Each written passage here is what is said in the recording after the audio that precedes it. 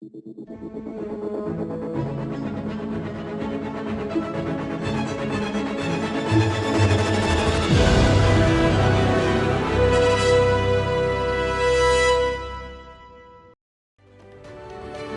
Wars was a big influence on me.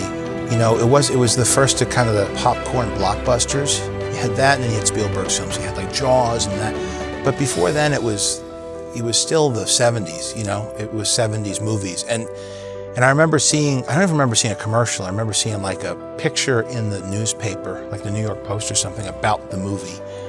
And it was after it was out already. And it was like, this looks pretty cool. I think Star Wars is such a part of people's lives, and it's something that they just see now on a regular basis, that when you say George Lucas and he created it, I don't think people give enough full value to what that means.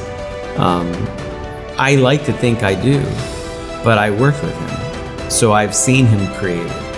I've seen the person that comes up with the lines and the dialogue and understands Anakin Skywalker and Luke Skywalker in a very deep level, because those characters are a part of him.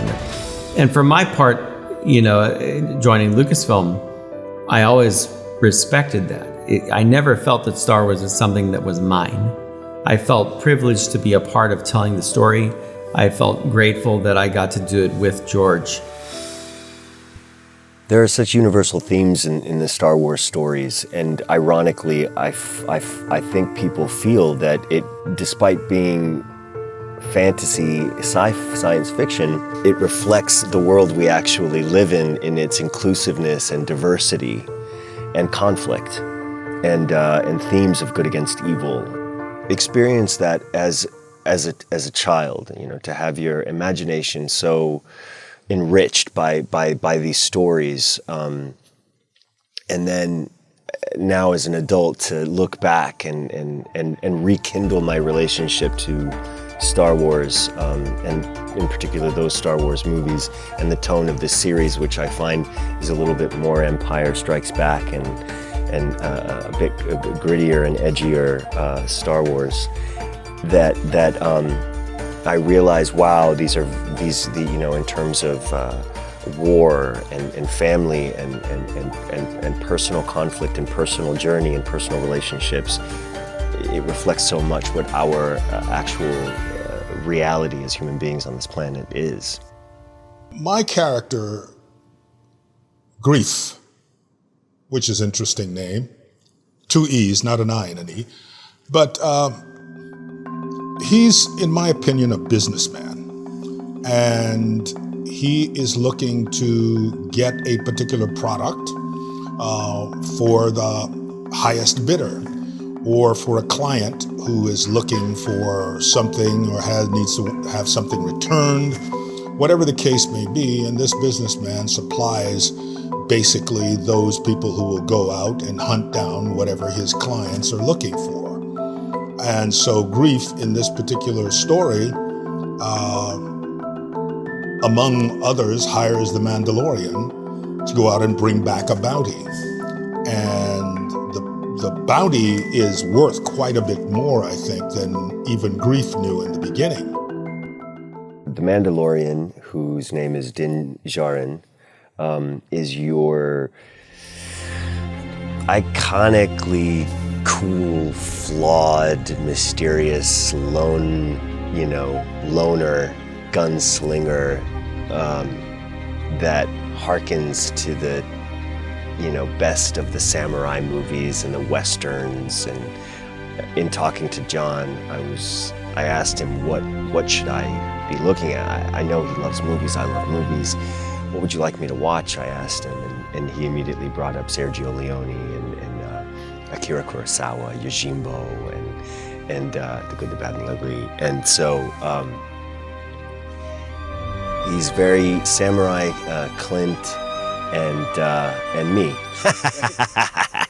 And just wedge me into those two iconic characters, because he's also what I love the opportunity to make him as human and as accessible as possible, which is strange to say because it's impossible to get to him because he's covered in armor from head to toe. And yet The idea is that, you know, he's relatable. We're all kind of covered in our own armor, you know, and terrified of taking that armor off. And that's the thing that crosses him over into a character that we're all going to really want to follow. I think episode 3, at its core, is essentially a Western. It's a cross between a Western and a samurai movie. And when I very first came in and I got the script, that was my first thought, and that's been a very strong reference that Jon's given us throughout the show. Much of the Star Wars projects is that, yes, there is the Western. It is from the West, as we know it, that particular type of storytelling. But there's also, again, in all of this, there's this very Eastern kind of brushstroke or brushstrokes that go on. So, you know, there is this kind of the Buddha looking for enlightenment and searching and searching and searching and finally settling under the tree and realizing that the search wasn't out there, the search was in here. They all know what they are doing. They all have vision, and I think it's basically Jon Favreau's vision that guides the whole thing. And it's very, very pleasant to work on a set where everybody is focused and calm.